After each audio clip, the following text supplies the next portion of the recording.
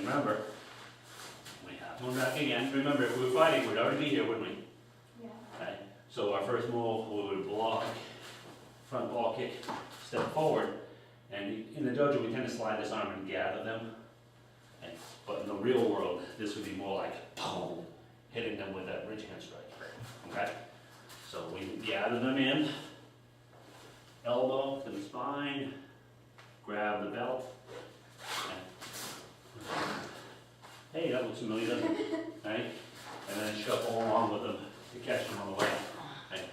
Now, the chances of them rolling perfectly and sitting up for you to shoot to them are like next to zero. Okay? You have to remember, sometimes combinations are taught these different pieces that won't necessarily fit.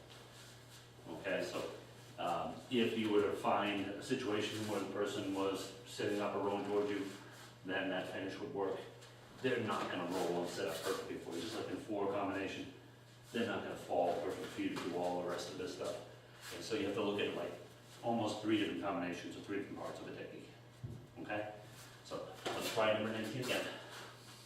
Come back, block, front ball kick, step down, gather them, elbow, and this hammer is there or the mount, doesn't really matter.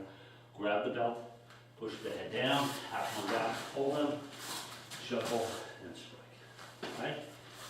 Now again, we teach this a certain way, and then later on we're going to do it a little bit differently. Okay? The way we're going to do it, I can do this to you, this will be fun. Give this on video, it'll be awesome. Anyway,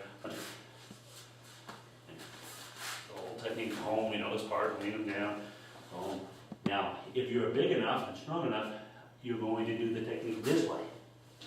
Oh. So I'm going to fall, throw you that way. And I end up with you like this. More fun, isn't it? All right. And doing it that way is why we don't do it that way in the dojo. Okay? Because people end up crushing themselves and slamming each other on the ground. And I've done to me by like a 300-pound, 8th degree black belt, 7th degree black belt. And he just flung me. It was a miserable experience, but it's kind of fun too.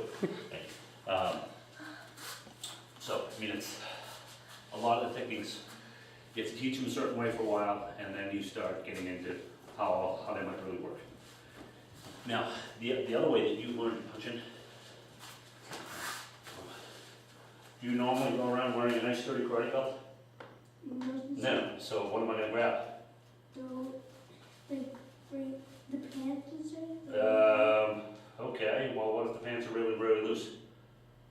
You can grab I have to grab something that's always with you. here. No, that's not always with you. Yeah, way up there you're going to be grabbing. Right, because that's what that technique is, remember? Oh yeah. Here. Grab. You think they're going to go where you want them to go then? Yeah, they're going to go wherever you want them to go, okay?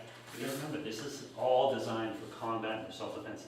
None of it is, making friends with people. But some of these techniques are